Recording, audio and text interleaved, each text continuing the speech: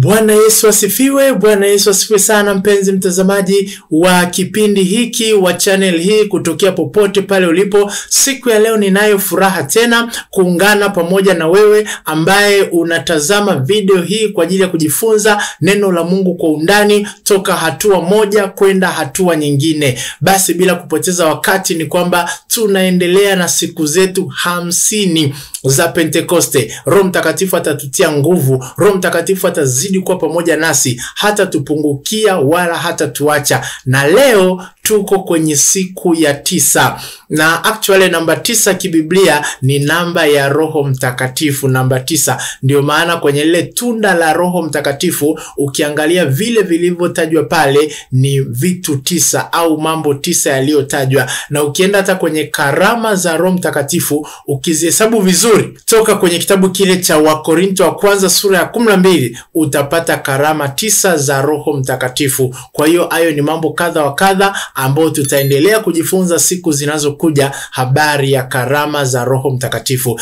Basi kwa siku ya leo kuna jambo ambalo nimekuandalia ambalo tutajifunza kwa pamoja, na naamini Roho Mtakatifu atatupeleka hatua kwa hatua katika kuelewa jambo hilo.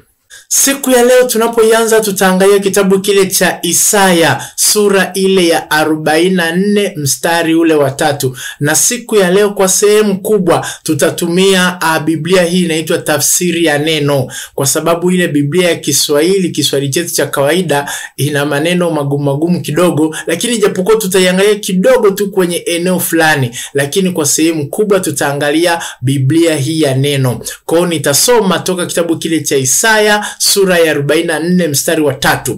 Biblia inasema, kwa maana nitamimina maji juu ya nchi yenye kiu na vijito vya maji juu ya ardhi iliyokauka. Nitamimina roho wangu juu ya watoto wako, nayo baraka yangu juu ya wazao wako. Unaona kabisa hapa Biblia imeanza kwa kusema kwa maana nitamimina maji juu ya nchi yenye kiu. Unaona hapa Biblia imetumia neno nchi yenye kiu. Sasa unaweza ukafikiri ni nchi yenye kiu kwamba haikuhusu wewe. Kwenye neno hili tu ndipo tunaporudi kwenye Biblia yetu ya kawaida ya SUV, Swahili Union Version. Kwa hiyo kwenye Biblia kawaida inasema kwamba kwa maana nitamimina maji juu yake aliye na kiu. Kwa hiyo juu yake, kumbe Mungu anakuzungumzia wewe. Usije ukafikiri kwa sababu neno nchi limetumika pale kwamba haihusiani na wewe, ni wewe hapo juu yake aliye na kiu. Unajua mara nyingi Mungu hapendi kulazimisha mambo ya Roho Mtakatifu. Mambo haya ya Pentekoste sio ya kufosi. Mungu anataka wewe mwenyewe uwe na kiu. Kuwa na kiu maana yake ni kutamani, ni kuwa na shauku, ni kuwa na hamu ya kuona Pentekoste inakuwa dhahiri kwenye maisha yako. Nguvu za Roho Mtakatifu na vyote vilivyoko ndani ya Roho Mtakatifu vinakuwa dhahiri kwenye maisha yako ya kila siku. Ndicho anachokitaka Mungu. Kwa hiyo anakuzungumzia wewe. Sasa nikirudi hapa, Biblia inatuambia kwamba maana nitamimina juu ya nchi yenye kiu, maana yake ndo wewe, na vijito vya maji juu ya ardhi iliyokauka. Manake ni kwamba utakapokuwa na kiu, Mungu atahakikisha analeta vijito vya maji juu ya ardhi iliyokauka. Yaani kama huku ndani wewe unahisi kukaukiwa, na kukaukiwa haimaanishi kwamba mpaka ukauke vya kabisa, hapana. Yaani unaweza kuwa umejaa Roho Mtakatifu lakini hujaridhika kuwa kwenye hicho kiwango. Unatamani kumuona Mungu kwenye kiwango zaidi. Hiyo ndo maana ya kukaukiwa. Haimaanishi kwamba Mungu akisha kujaza na roho yake akaachilia mito ya Roho Mtakatifu ikafurika ndani yako, kwa hiyo ukae kwenye hiyo hali mpaka utakapokaukiwa ndo uende tena mbele za Mungu. Hapana. Biblia inatuambia tunatoka utukufu mmoja kwenda utukufu mwingine. Sio kwamba tunatoka utukufu wa chini tunaenda wa juu, alafu tunatoka wa juu tunarudi chini, alafu chini tena tunaenda juu, alafu tunarudi tena chini. Hapana. Maana yake ni utukufu, yani tunatoka kiwango kimoja tunaenda kiwango kingine cha juu zaidi. Kwenye kitabu cha Ezekiel ndo ameeleza vizuri namna tunapotoka kiwango kimoja kwenda kiwango kingine. Alianza kwa kusema yale maji yalianzia kwenye viweko vya miguu, baadaye yakafika kwenye magoti, yale maji baadaye yakafika kwenye kiuno, baadaye ukawa ni mto usiovukika. Kwa hiyo ni kiwango kimoja cha utukufu kwenda kiwango cha juu zaidi cha utukufu, ndicho kinachomaanishwa hapa. Kwa hiyo usisubiri mpaka ukauke tena umerudi zero ndo upande tena juu. Hapana, Mungu anataka mtu ambaye ana kiu endelevu. Kwa hiyo hapa alivyosema kwamba Mungu ataleta vijito vya maji juu ya ardhi iliyokauka, sio kwamba mpaka ukaukiwe, ni kwamba endelea kutamani. Biblia inasema heri wenye njaa na kiu ya haki. Yani manake huku ndani usikia hujatulia vizuri, yani kama vile unamtafuta Mungu. Unaona kuna ule wimbo alioimba, Bwana Yesu yuko wapi, mpenzi wangu rafiki.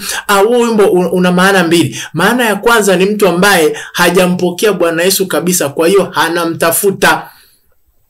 Ni mtu ambaye hana ushirika na Mungu, kwa hiyo anajiona yuko mbali, anamtafuta Bwana Yesu. Sasa usifikiri huo wimbo unawahusu watu ambao hawajampata Yesu tu. Hapana, hata na wewe na mimi ambaye tayari Yesu Kristo yuko ndani ya mioyo yetu. Lakini yani tunapotafuta uso wake kila siku, ni kama vile kumwambia Bwana, nahitaji kiwango kingine. Asante kwa hapo uliponifikisha, lakini haitoshi. Nahitaji kiwango kingine. Nataka kutoka utukufu mmoja kwenda utukufu mwingine. Nisaidie Bwana, nipatie neema ya upya tena, nipatie utukufu mwingine wa juu zaidi, nikujue wewe zaidi, toka kiwango kimoja kwenda kiwango kingine. Hao ndo watu ambao Mungu anasema kwamba akishaona kiu ya namna hiyo, akiona hiyo kiu, basi vijito vya maji vitaachiliwa juu yako. Ndio maana sehemu nyingine kule kwenye kile kitabu cha Yohana sura ya 7, Yesu, Biblia inatuambia, akapaza sauti akasema, yeye aliye na kiu aje kwangu anywe.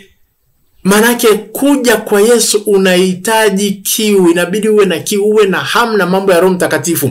Hata kama wakati mwingine huyaelewi vizuri, hujajua haya mambo yanakwendaje, yanakuwa kuaje, lakini uwe na kiu, uwe na shauku ya kutamani. Na ukiwa na shauku hiyo, mambo yafuatayo yatatokea. Mstari ule wa 4 unatueleza kwa undani zaidi. Tunapokuja kwenye mstari wa 4, Isaya 44, Biblia inatuambia, nao watachipua kama manyasi katika shamba la majani, kama mierezi kando ya vijito vya maji yatiririkayo. Unajua matokeo yake ni kwamba utachipua kama manyasi katika shamba la majani. Unaona, yani unajua kwenye shamba hata kama nyasi hujazipanda, kukiwa na maji ya kutosha, utaona tu nyasi zenyewe zinaibuka tu zenyewe bila hata kujua zimetokea wapi au imekuwa kuaje. Ndivyo maisha yako yakiwa na Roho Mtakatifu. Ukikubali kukaa kwenye hiyo atmosphere, kwenye hali ya hewa ya Roho Mtakatifu, ukashirikiana na Roho Mtakatifu, Roho Mtakatifu akawa kiongozi wa maisha yako, akakuelekeza hatua kwa hatua kila jambo unalolifanya, utashangaa utakavyochipua. Afya yako itachipua, kukua kwako kiroho kutachipua, utashangaa unanawiri kiroho na kimwili, na kwenye maisha mengine ya kila siku, kazi zako za kila siku, utaona mambo mema yanajitokeza kwa sababu umekuwa na kiu na Roho Mtakatifu, umemhitaji Roho Mtakatifu. Unajua watu wengi hawajajua siri, ni kwamba ukimpata Roho Mtakatifu ndani ya Kristo Yesu, umepata vyote. Narudia, ukimpata Roho Mtakatifu ndani ya Kristo Yesu, umepata vyote.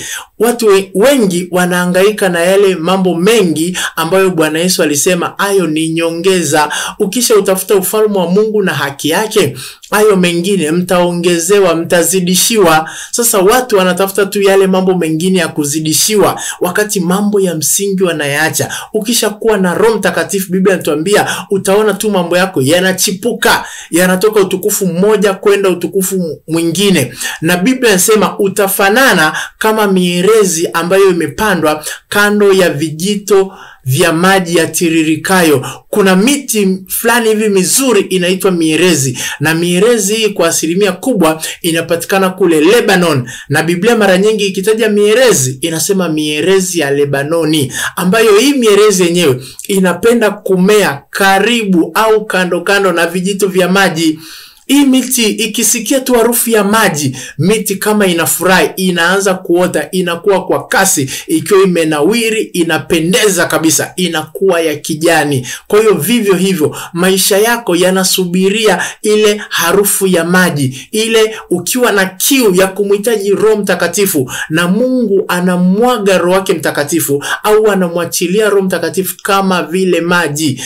Ndo maana Yesu alituambia kwenye ile Yohana sura ya 7 kuanzia ule mstari wa 37 kwamba aliye na kiu na aje kwangu anywe, na mstari unaofuata wa 38 mpaka 39 inatueleza habari hizi. Yesu alikuwa anaongea kuhusiana na habari za Roho Mtakatifu ambao wale wamwaminio watakuja wampokee baadaye. Kwa hiyo hii mito ya maji sio kwamba ni mito ya maji ambayo tunayo huku duniani, hapana, ni picha ya Roho Mtakatifu. Kwa hiyo Yohana alielezea kabisa, Yesu aliposema mito ya maji itatoka ndani yenu, ni habari za Roho Mtakatifu ambao wale wamwaminio watampokea baadaye, lakini sisi tayari tumeshampokea. Kwa hiyo tunaendelea kutamani na kuwa na hamu na kiu ya kubaki kuendelea kwenye uwepo wake. Hatutamani kutumia muda wetu mbali na uwepo wa Roho Mtakatifu. Hapo Pentekoste itakuwa mbali na wewe. Kama nilivyokuambia, Pentekoste sio tukio la siku moja, ni maisha endelevu siku zote za maisha yako. Mungu anataka ukae kama vile hii mierezi ya Lebanoni inavyoota katikati ya vijito vya maji, maji yanayotiririka, na wewe uwe hivyo. Maisha yako yatakuwa hivyo. Kuna vitu vitamea endapo Roho Mtakatifu akiwa anatembea kwenye maisha yako, lakini Roho Mtakatifu akiwa hatembei, maji yamekauka. Kwenye Biblia kuna kitu kinaitwa bahari ya chumvi. Bahari ya chumvi ni ile bahari ambayo iliingiza tu maji, maji hayatembei tena, maji hayasafiri. Kwenye Kiingereza bahari ya chumvi inaitwa the Dead Sea, ni bahari iliyokufa. Mfu, manake vitu havitembei. Roho Mtakatifu anapotembea kwenye maisha yako, ndio maana Yesu akasema mito ya maji iliyo itatoka ndani yenu. Na hapa akasema kabisa mierezi kando ya vijito vya maji yatiririkayo, manake ni picha ya Roho Mtakatifu akiwa na kazi endelevu kwenye maisha yako. Endelea kutamani toka kiwango kimoja kwenda kiwango kingine, kujua neno la Mungu toka kiwango kimoja kwenda kiwango kingine. Mahusiano yako na Mungu kuimarika unapokuwa kwenye maombi, toka kiwango kimoja kwenda kwenye kiwango kingine. Ukiwa mtu wa pale pale tu, hauna ufunuo zaidi, unakuwa kama Mafarisayo na Masadukayo. Neno la Mungu alikuwa analijua lakini haliwasaidii, limegandamana tu ndani yao. Wewe unakuwa bahari ya chumvi au the Dead Sea. Lakini ile kiu ya Roho Mtakatifu ikiendelea ndani yako, basi wewe unakuwa ni mtu aliye hai. Na tumalizie mstari wa 5 hapa kwenye Isaya, tuone Biblia inasemaje. Kwenye mstari wa 5 sasa ndo unatupatia matokeo ya haya mambo. Biblia inatuambia hivi, endapo sasa ukikaa kwenye uwepo wa Roho Mtakatifu, Mungu amemimina Roho wake kwenye maisha yako. Biblia inatuambia mmoja atasema mimi ni wa Bwana. Utashangaa tu katikati ya watoto wako mmoja wapo anasema mimi ni wa Bwana, kwa sababu hiki ndicho alichokisema kwenye mstari wa 3. Naomba nikurudishe kwanza kwenye mstari wa 3. Kwenye mstari wa 3 hapa Mungu mwenyewe anasema nitamimina Roho wangu juu ya watoto wako. Kwa hiyo kumbe wewe ukiwa na hamu na Roho Mtakatifu, ukiwa na kiu na Roho Mtakatifu, haya mambo hayaishii kwako wewe, ni mambo ambayo yanakuwa ni generational. Unajua kuna watu wanapenda kuhubiri vile vitu vibaya vya ukoo, toka sijui ukoo huu, sijui babu na babu aliamini mizimu akaitambikia, kwa hiyo zile laana bado zinatufuatilia. Kuna watu wanahubiri laana za vizazi na vizazi. Lakini sasa kwa nini tusimuhubiri huyu Roho Mtakatifu ambaye na yeye anakwenda vizazi hata vizazi?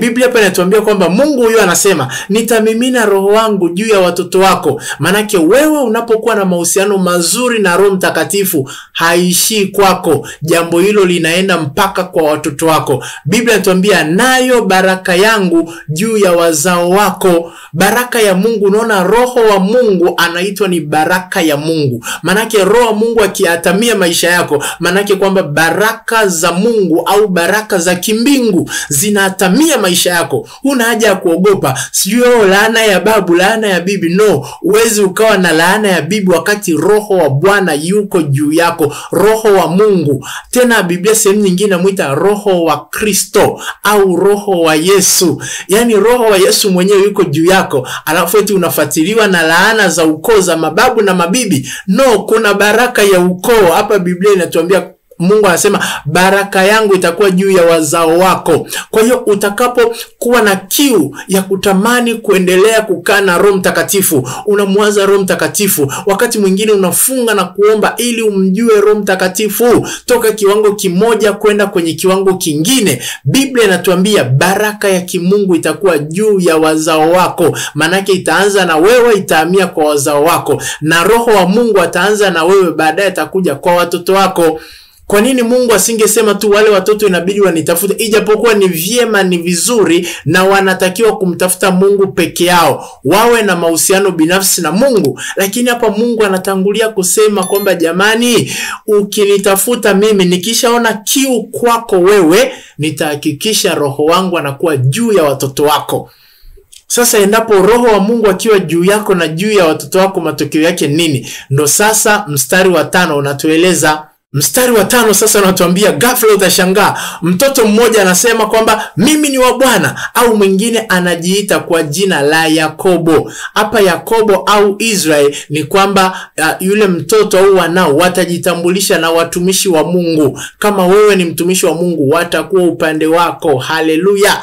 Bwana Yesu asifiwe sana. Watajitambulisha na watumishi wa Mungu. Hata wakienda huko mbali ambako wazazi hujui watoto, labda mtoto yupo chuo au mtoto sijui ameanza kuishi peke yake, atajitambulisha na watu wa Mungu. Ataenda kwenye kanisa fulani, ajitambulishe nao kwamba jamani, mimi nasalia kanisa fulani, mama huko nyumbani naomba uendelee kuniombea, baba nikabidhi mikononi mwa Mungu, nipo kwenye huduma fulani. Watoto watajitambulisha na watumishi wa Mungu. Lakini si hivyo tu, wao wenyewe watajiita kwamba, mmoja atasema mimi ni wa Bwana, au watasema ni wa Bwana. Bwana Yesu asifiwe sana. Hapa Biblia inaposema vile vile, mwingine ataandika juu ya mkono wake wa Bwana. Sio kwamba atajichora tattoo. Manake ile kuandika juu ya mkono, manake ni alama inayoonekana wazi. Wale wanaojichora tattoo ni ili watu wengine waone. Sasa hawa watu wengine wataona kwamba huyu mtoto ni wa Bwana. Wa Bwana, maisha yake, mienendo yake,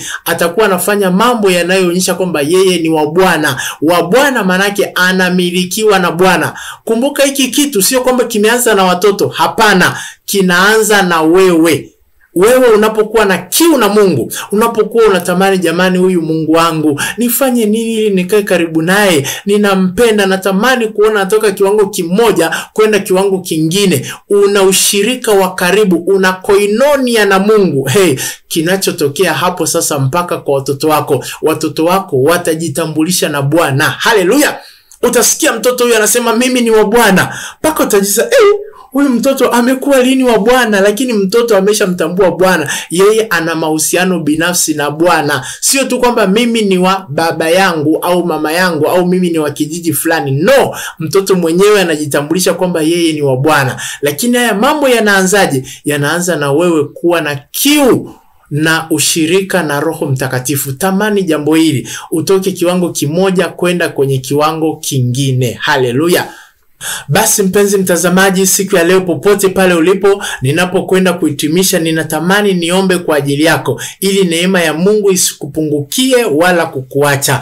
Mungu wangu na Baba yangu, katika jina la Yesu Kristo, asante kwa ajili ya mtazamaji huyu ambaye ametazama kipindi hiki, amesikiliza, naye ana shauku ya kutoka kiwango kimoja kwenda kiwango kingine katika Mungu. Hatamani kubaki pale pale. Bwana, hata uliwaambia wana wa Israel kwamba mlivozunguka mlima huu inatosha. Nami ninatangaza kwenye maisha ya wasikilizaji wote wanaosikiliza, kwa jina la Yesu Kristo, walivozunguka mlima Sinai inatosha. Kiwango cha utukufu walichotembea nacho inatosha. Nami natamka toka kiwango kimoja kwenda kiwango kingine katika jina la Yesu Kristo. Katika jina la Yesu Kristo, neema ya ajabu ya Mungu iwe pamoja nao. Bwana, ukawatetee, ukawapiganie na kuwasaidia ukawasaidia katika jina la Yesu Kristo. Ukawasaidie Bwana, endelea kutengeneza kiu ndani yao. Bwana, endelea kutengeneza kiu ndani yao, wakakupende wewe, wakafurahia kukaa kwenye uwepo wako.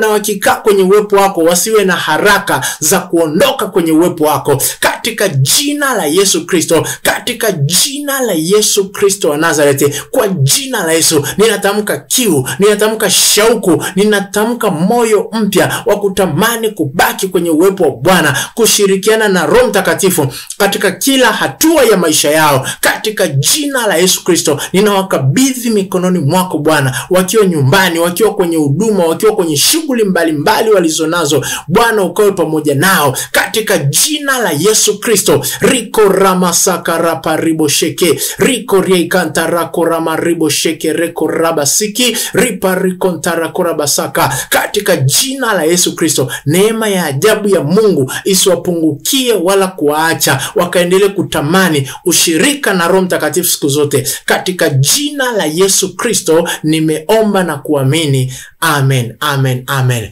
Basi ubarikiwe sana mpenzi mtazamaji mpaka kufikia hapa. Ninaamini kabisa kiu ya Roho Mtakatifu itakuwa ndani yako na itazidi kuongezeka toka utukufu mmoja hata utukufu mwingine, nawe utaona matokeo ya ushirika na Roho Mtakatifu kwenye maisha yako.